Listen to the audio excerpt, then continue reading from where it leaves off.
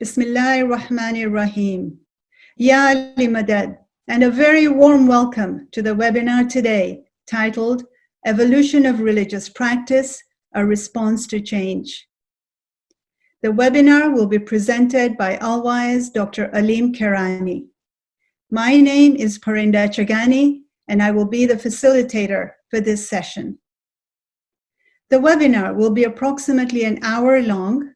The first 20 minutes will be a TED-style presentation by All-Wise, and after that, we will have an open conversation for about 20 minutes between All-Wise and myself.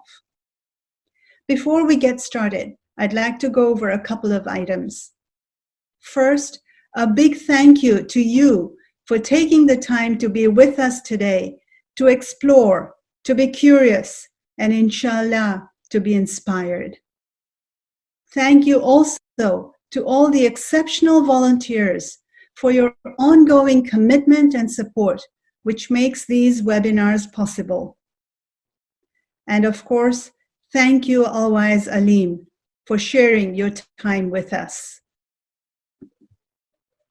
Before we begin the presentation, here's a quick bio of All-Wise. All-Wise Dr. Aleem Kherani is a 2010 graduate of the International Wise-In Training Program. A dentist by profession, Aleem has an honors Bachelor of Science degree in Life Sciences from McMaster University, and he received his dental degree from the University of Toronto in 2009. He has a young son and daughter who keep him on his toes and take up most of his free time, but he still tries to watch at least one movie a week. Aleem has a passion for politics and policy making, and his interests cover a broad range of disciplines, which include psychology, religious studies, and international development. Aleem has delivered wa'azes and seminars across Canada. In particular, he enjoys opportunities to speak with the youth.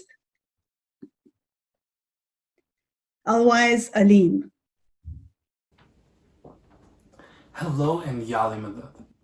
As we move into the month of October, we have an opportunity to reflect on the changes that have occurred in the world around us over the past 6 months. What an immensely different world we find ourselves in today than we did at the beginning of this year. Every aspect of our lives has faced change. We've had to change the way we buy our groceries. We've had to change the way we do our jobs, even the way in which we interact with our family and friends. These changes can be scary and they can be overwhelming for many of us. We may reminisce about the past and long for the day when we will be able to go back to the way things were. But right now, we must learn to adapt to this new normal. The key to responding to this change is exactly that, the ability to adapt. Over the last 6 months, we've all had to learn to adapt. All aspects of society have faced this adaptation. This has been particularly true for communities of faith. Every religious community has had to figure out how to adapt during this pandemic. Public health guidelines have put restrictions not only on the way in which we live our lives, but also how we congregate in our respective places of worship. Ultimately, every religious community has had to figure out how to practice the faith within the constraints of our current health situation. Let's look at some examples. Early in the pandemic, our Christian brothers and sisters had to figure out how they would observe Easter.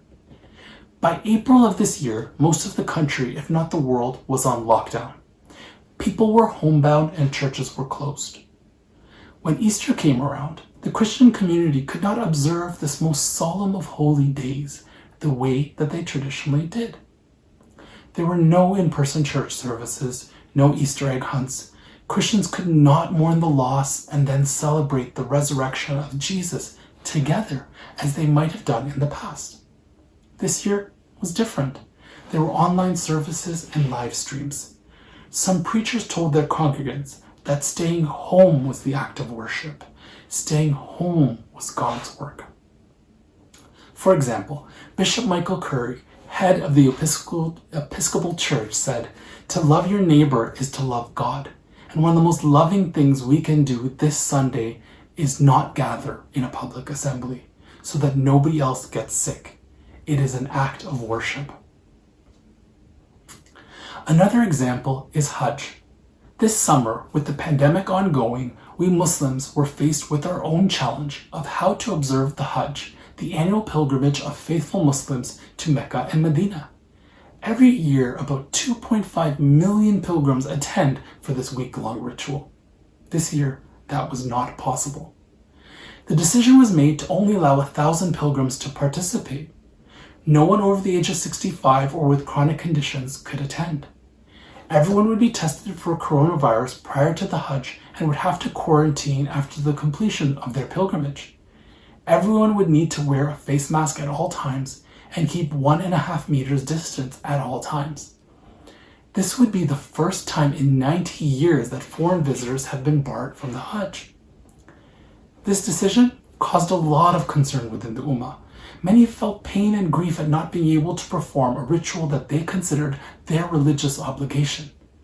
Saudi Arabia defended its decision along religious lines, saying in a statement that the decision had been taken to ensure Hajj is performed in a safe manner from a public health perspective, and that was in line with the teachings of Islam in preserving the lives of human beings. Our Ismaili community faced a similar challenge. With the Imam's guidance and blessing, the decision was made to close Jamaat Khanas around the world. Many Jamaat Khanas have now reopened, but with some minor modifications. It's natural for us to wonder about these changes in practice, but we must remember that even as the forms change, the essence will always remain the same. For 1400 years, we have been guided by the rope of Imamate. The Imam of the time has always ensured that the practice of our faith occurs with correct understanding and context. We must remember that it is only with the Imam's blessing and prerogative that practices can change. As we go back to Jamaat Khana, we've seen our practices modified to be consistent with the best health advice. But these modifications have kept the form of practice consistent with the essence that has guided us for 1400 years. Maulana Sultan Muhammad Shah alayhi salam in his memoirs has said, "Ismailism has survived because it has always been fluid. Rigidity is contrary to our whole way of life and outlook." At this point, let us consider one of the most important concepts in our faith, and that is the role of niyat or intention. I'm reminded of the story of Prophet Musa and the shepherd. There once was a shepherd whose heart overflowed with love for the Creator. All day long as he tended his flock, he would talk aloud to God. "Where are you, my beloved? How I long to serve you." One day, Hazrat Musa passed by the meadow where our shepherd's flock was grazing, and he heard him call aloud, "God, where are you, that I might stitch your clothes, mend your socks, polish your shoes, and comb your hair, and bring you a cup of milk for your nourishment?" Hazrat Musa was horrified at what he considered blasphemy.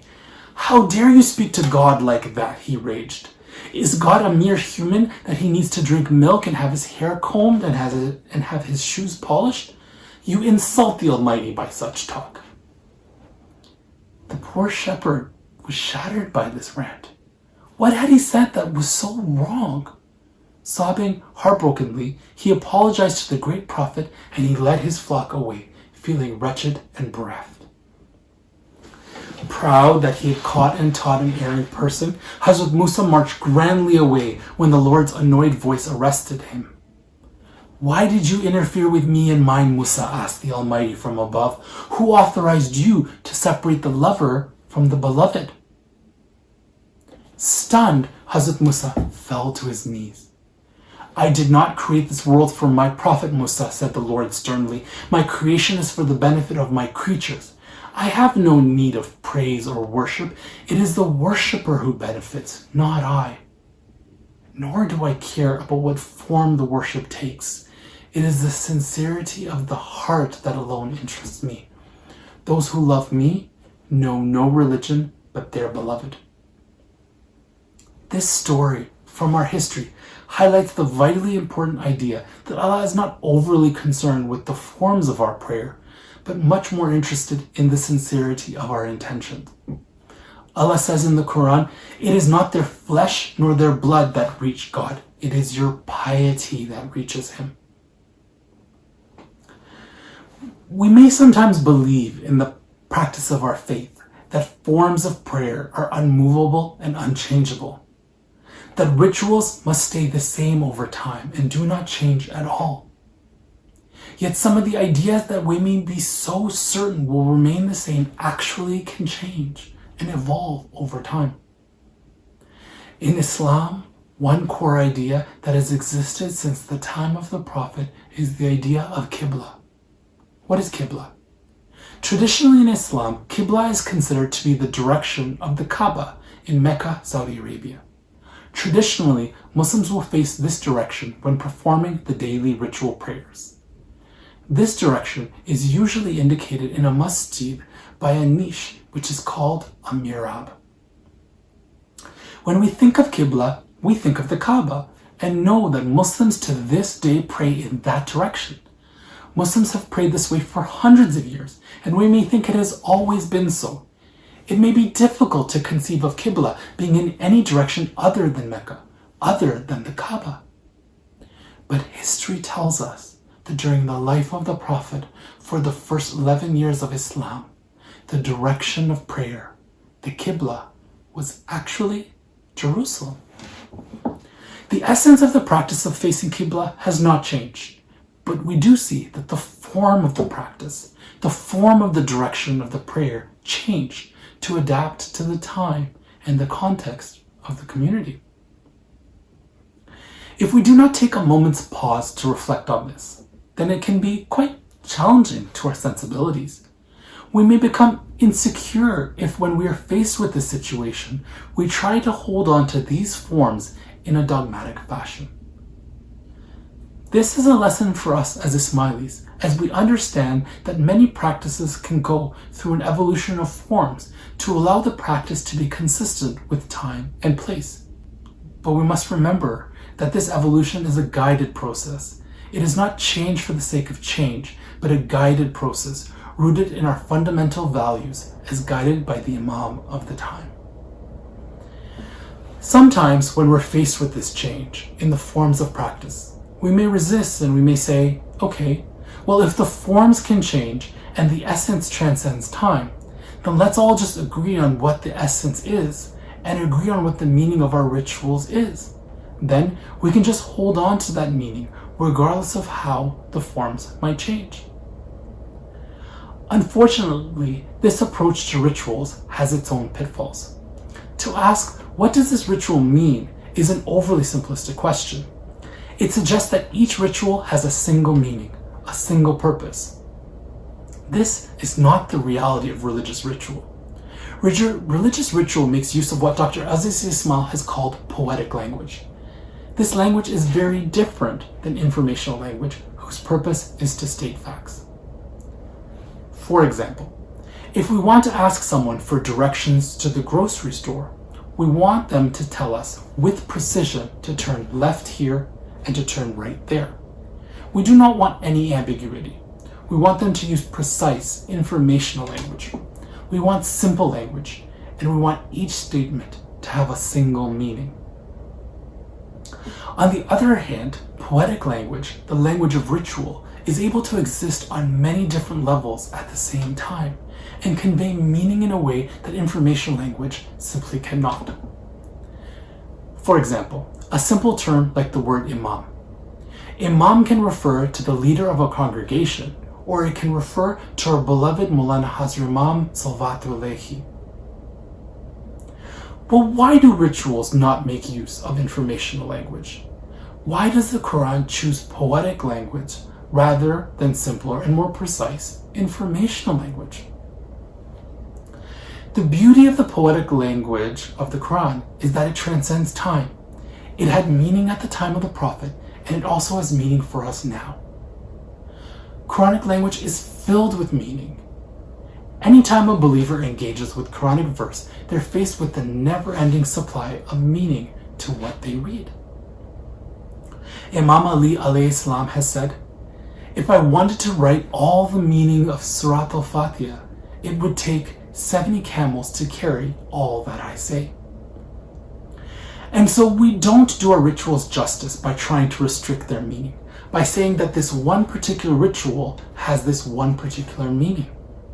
We are not a monolith, and no one person has a monopoly on wisdom when it comes to what our rituals mean. If we return back to the example from earlier of Qibla, we see that on its surface, the Qibla refers to the direction of prayer that Muslims are asked to face when they pray. And yet, Allah also says in the Quran, "And to Allah belong the east and the west. So wherever you might turn, there is the face of Allah. Indeed, Allah is all-encompassing and knowing." While the form of Qibla can change, it could be Jerusalem, it could be Kaaba, its form is not as important as its meanings, which will transcend. What different meanings can we attribute to Qibla? If all Muslims turn towards Qibla when praying, this is a strong statement about the unity of the Muslim Ummah. The process a Muslim undertakes of orientation towards Qibla is actually an orientation towards our inherent beliefs, our inherent values. Qibla is also a process of centering ourselves and rooting ourselves in our beliefs. As we turn towards Qibla, we are in essence turning towards our Creator. On an esoteric level, Qibla is not only a direction of prayer, but an orientation towards Allah, who we recognize is not in one place, but is in fact all around us. These are just a few of the multiple meanings that some have attributed to Qibla. So as our Ismaili rituals evolve and adapt over time under the guidance of Maulana Hazrat Imam Salawatullahi, this may challenge our understanding of our practices, but we must meet this challenge with our best efforts. But there's also a special opportunity being given to us. Throughout our history, when faced with changing times, individuals have had to make meaning of the evolving practices within our faith. We may have shared communal understandings, but ultimately making meaning lies with each of us individually. This individual understanding, this individual meaning can also change itself over time. As times change and as an individual looks deeper and deeper, they may find more meanings and even deeper meanings in our practices. And so as times change, the same Quranic ayat, the same verse, the same ritual, the same practice can have very different and even richer meanings for an individual. This is the true beauty of the poetic language of the Quran. One of the most beautiful examples of an individual's engagement with meaning comes from the life of Sayyidina Nasir Khusru. Pir Nasir Khusru lived in the mid-11th century. He studied extensively throughout his life. He gained knowledge of various faith and scriptures in his pursuit of the answer to the perennial question of the purpose of human existence. Although he had a successful career, he still had internal discontent in search of the purpose of and the real meaning of his life. He was also plagued by questions after reading the verse of the Quran referring to the oath of allegiance made under a tree by the companions of the Prophet. As revealed in Surah 48, Ayat 10, those who pledge their allegiance to the Prophet pledge it but to Allah Himself. Allah's hand is upon their hand. The misfortune of not being born and living in the time of the Prophet deeply troubled Sayyidina Nasir Khusru. Why was he troubled? He interpreted this verse to mean that the hand referenced in that verse must still exist in the world. This interpretation is very different than other interpretations of this verse. Others may feel that this verse refers to the Sunnah of the Prophet, or the Quran that the Prophet left for us after his time. Sayyidina Nasir Khusru interpreted this verse as referring to someone who existed in his own time and occupied the Prophet's place. This interpretation led him to ask questions. Where could he find that tree? Where is that hand to pledge his oath of allegiance? Why would Allah deprive him of this opportunity? Sayyidina Nasir Khusru saw this Quranic ayat as a commitment from God. He interpreted this verse of the Quran as a promise from Allah that there would be somebody's hand upon which he could put his hand, so that it was as if he was actually putting his hand upon the Prophet's hand, and thus giving his allegiance to Allah. So convinced was he of his interpretation of this verse as a commitment from Allah that he traveled 19,000 kilometers in 7 years from Khorasan to Cairo. It was there in Cairo that he found Imam Mustansir Billah and was able to pledge his allegiance. Just as Sayyidina Nasir Khusru was able to come to an individual interpretation of this verse, we too have the ability to find our own individual interpretations of our shared Ismaili practices. This is a freedom granted to us by our faith. Today, we have a living Imam who is authorized to interpret our practices according to the time, the place, and circumstances. Sayyidina Nasir Khusru had to travel for 7 years to find the Imam of the time. Today, we are blessed to have the Imam of the time communicate to us directly wherever we find ourselves in the world. On July 9, 2020, Maulana Hazrat Imam Salawatu Alayhi did so in his Talika Mubarak, where he said in part, "As Imam of the time, I have authorized modifications to the conduct of ceremonies in our Jamaat Khanas to ensure compliance with present health and safety requirements. This matter is constantly under my review, and I will make appropriate decisions on when to return to normal practice. It is my wish that, in attending Jamaat Khana, as indeed at all other times, my Jamaat should continue to exercise utmost care and rigor in observing the measures recommended by the public health authorities." So as we return to Jamaat Khana and reflect upon the temporary changes that have occurred in our practices, we can keep in mind that throughout our history, forms have always evolved to keep up with the needs of the Jamaat and have always been guided by the Imam of the time.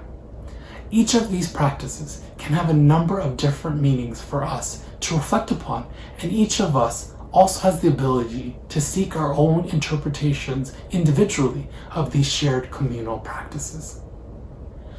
My sincere prayer for each and every one of us is that we can all find tremendous comfort in these ideas as we continue to engage with the practice of our faith.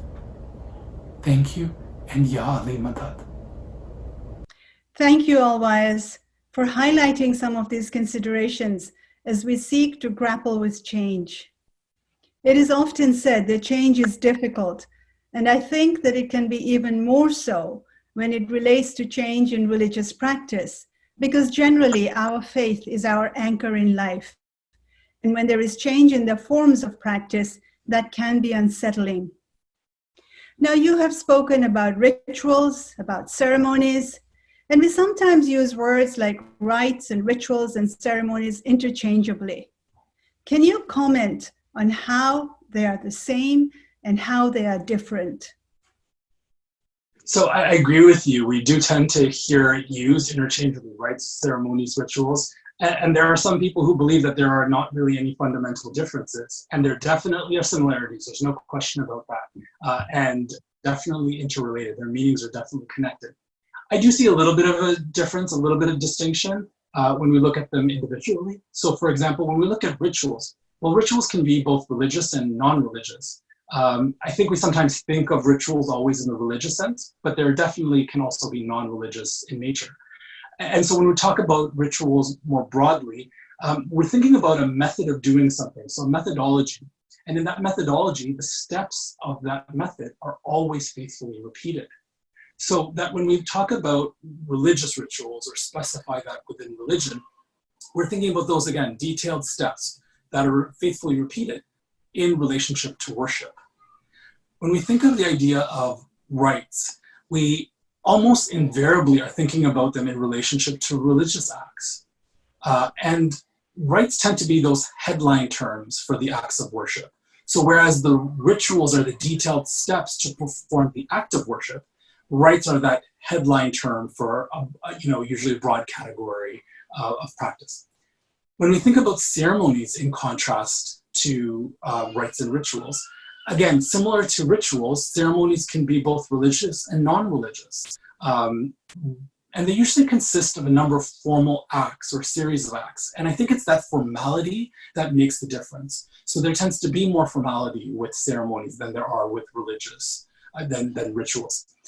And of course, within that ceremony, there's a prescribed ritual protocol. So that's how it connects to rituals. So again, very similar terms, but there are some fine differences that I think you can find if you look at it. Thank you. So now when we think about religious traditions, I think what we find generally is that they have a variety of different rituals. And so how can we understand the various purposes of each type of religious practice? So I think there's different ways of looking at the purpose. And one way of looking at it is, to categorize them into different categories.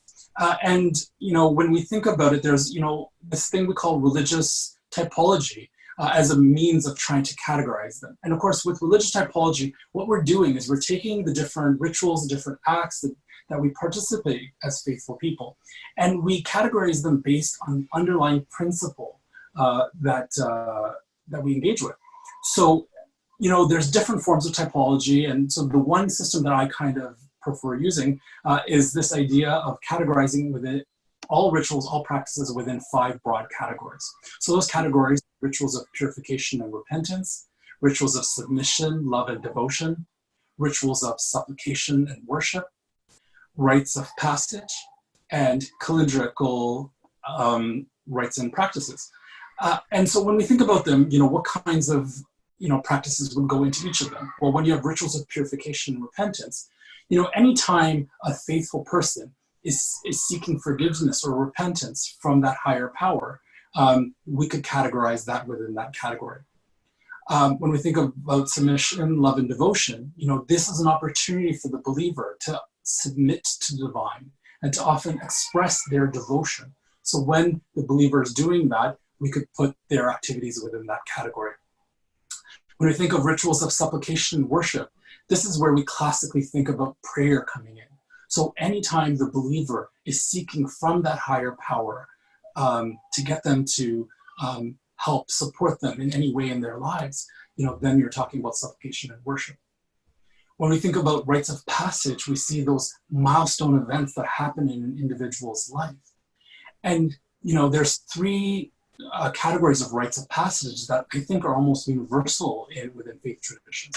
And you'll look at rites and ceremonies around times of birth, times of marriage, and times of death. And those are particularly meaningful in many religious traditions. And I think that's why, they exist in many different religious traditions. And then the final category is the idea of calendar-based activities. So these are rituals and practices that happen on, let's say, an annual basis or on a monthly basis. So we sometimes think of like festivals that can happen during that time. And so when we try to look at some examples to understand how we could categorize different practices that we see in the world around us, if we look within the Christian tradition at the idea of confession. So that idea of confession, it could fall in the category of rituals of supplication and worship, but it can also fall into the category of purification and repentance. When we think about hymns, and I think, primarily I think in the Christian tradition, that's an example of a devotional expression. And so it would fall into that category of submission, love, and devotion. When we think about christening or baptism, again, still within the Christian tradition, that's a rite of passage that happens within the Christian tradition for usually newborns when somebody's entering into that faith. And of course, one of the classic examples I think of a calendar or a calendric activity would be Christmas. So many people around the world, traditionally largely Christians, but people around the world will celebrate Christmas on December 25th. So every December 25th on the calendar, they will observe Christmas. And so any faith tradition can go through a similar process of taking their practices and categorizing it within this system, or they could use a different system also. And I think this is, Ismailis are no different. So we could take all our rituals, all our practices, and we can categorize them within these broad categories also. Absolutely. I think as you were speaking, I could see the parallels within our tradition as well, that we have similar practices. Now, Alwa, as you spoke about the change that happened early on in Islam, the change in the Qibla, when the Qibla changed from Jerusalem to Mecca. And that is a great reminder of how there is evolution in practice as a response to the changing environment. And it also highlights the role of symbols in religious practice and how symbols lend themselves so well to individual interpretation as well as individual meaning making. There are many symbols that are used quite universally across different faith traditions, such as water, for example. Can you comment about a symbol that is commonly used in religious traditions? Yeah, so I agree with you. I think water is a universal symbol, and if we take a step back and look at what the purpose of the symbol is, I think then we can understand why water becomes such a universal symbol. So all religious traditions make use of symbols. It exists in every faith tradition, and symbols are really representations of an underlying concept or an idea or a belief. And so when we use symbols, we use them often in place of the meaning or in place of that symbolized. And we use it as a form of a shorthand. I believe symbols are most powerful when the meaning that is being symbolized by it is naturally tied to that symbol. So when we look at water, the example that you brought up, water is a universal symbol in many faith traditions. So for example, if we look back again at the Christian tradition, so we see baptism and christening, and we see that use of water within that practice is prevalent within the Christian faith. If we look at those that hold Hindu beliefs, the Hindus hold the river Ganges to be sacred water and will often bathe in it to purify themselves. Within the Muslim tradition, Muslims, many of them hold the well of Zamzam to be holy and consider that water from that can have healing properties. So many faith traditions make use of water, and I think the power of water lies in part because of how we use it and view it in our everyday lives. Water we use on a daily basis to clean ourselves, and we consider water to be pure. We use this water to bathe ourselves on a daily basis. And of course, our bodies are made up of water also. So all of this, I think, lends itself to very powerful symbology. And so I think it's really easy for religious communities then to take this universal symbol that I think we all as human beings can relate to and infuse it with meaning about the spiritual and ritual purity. And then the result of that is holy water or purified water. And I think that's why it's such a powerful symbol for many faith traditions. Yes, yes. Now we've talked about rituals and we've talked about symbols, and there's something else in our practices that a couple of other elements, and that is to do with form and essence. And we talk about how the form can change, but the essence remains the same. And we often tend to emphasize the importance of essence. What value then can we attribute to form? So I think the mistake we sometimes make is we talk about it in terms of form versus essence, as if they're in opposition to each other. And I think the way we need to start thinking about it is both form and essence, and think about both aspects working together, because both components are vitally important to religious ritual. Because all rituals will have both a form and an essence. You can't have one without the other. Because without essence, the form really has no meaning. And of course, without form, you really have no way, no vehicle of expressing that meaning, that underlying desire that you have. So when we overly emphasize one component or the other, we can get ourselves into some trouble. Because individuals who pay attention to forms without essence have created rituals or are practicing rituals that have no meaning. On the other hand, those who pay attention to essence while completely ignoring the form really run the risk of removing some of the participatory aspects of the rituals. So both components are important. We can't just focus on one or the other. And this brings us to the very important point of participation. How we engage with the religious practice, how we engage with the form and the essence, and how the form facilitates the engagement while keeping sight of the essence of the practice. Why is it important to participate actively in a religious tradition, in a religious ritual? Sure. So any religious ritual, or frankly, even non-religious rituals, really need some form of engagement or active participation from those that are partaking in it. Because if you don't engage in the ritual, if you're not an active participant, if you treat it passively, a lot of rituals, most rituals would really be pointless. And by engagement, we don't just mean physical activity. There's mental engagement, there's emotional engagement, so many different aspects of how we can engage with it. But if we don't have an active engagement, if we're overly passive about the rituals that we participate in, I think that there's some risk of not really having a point. One example, it's a bit mundane, that comes to mind from our daily life is the idea of brushing our teeth. So without the necessary actions that are required as part of brushing your teeth, so in this case, we're talking about putting toothpaste on the toothbrush or rinsing and spitting, the actual ritual of brushing our teeth, which we might do on a daily basis, would be nonsensical. It would be pointless. So the key is active participation. The key is actively engaging in that practice. And so with religious rituals, that activity of engagement, that process of being an active participant is really of central importance. So one example that, again, comes to mind, and we talked about this before, about the idea of confession within the Christian faith. In that ritual, in that practice, the act of confessing one's sin, so actively participating in that, the act of seeking absolution from a priest, so again, being active in that process, are vital components of the practice. And so without those parts, you're really not having a complete practice. So in that way, being an active participant, engaging, as we said, physically, mentally, emotionally, and in every way that you can, I think allows the faithful to get the most out of the practice that they're participating in. Otherwise, you shared the story of Prophet Musa and the shepherd. And I think that is such a lovely story. And it really illustrates how one can personalize one's practice of their faith and still remain within the overall or the overarching rituals and practices.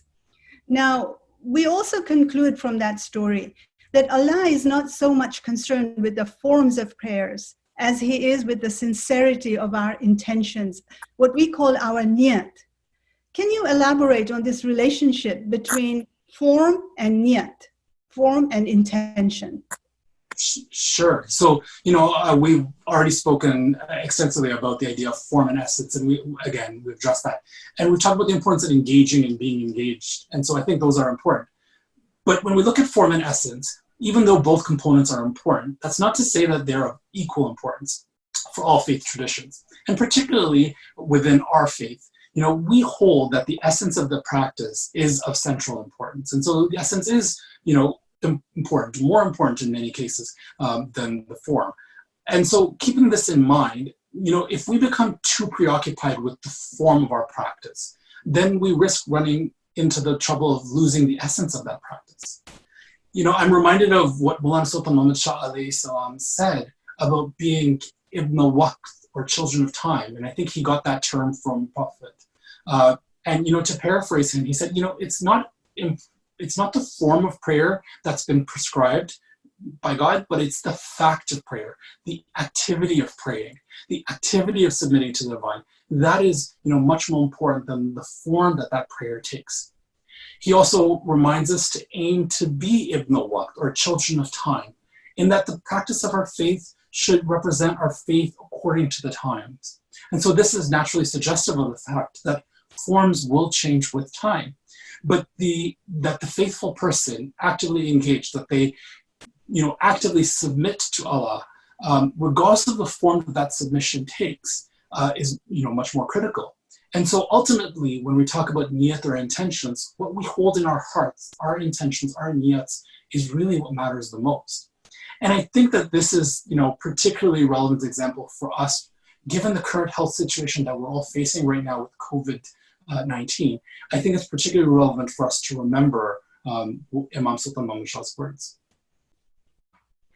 Thank you, Alwise, for sharing your thoughts and your insights with us today. You've highlighted to us the different elements that we must keep in mind as we practice our faith, the ideas about form and essence, the balance between form and niyat and intention, and how that is also important. And I think all of these combine together actually to really give us a fulfilling and enriching experience. So it's important to remember those. And you've given us so much to reflect upon as we try to come to terms with the many changes that have occurred in how we live our lives today, including changes in the forms of our religious practices.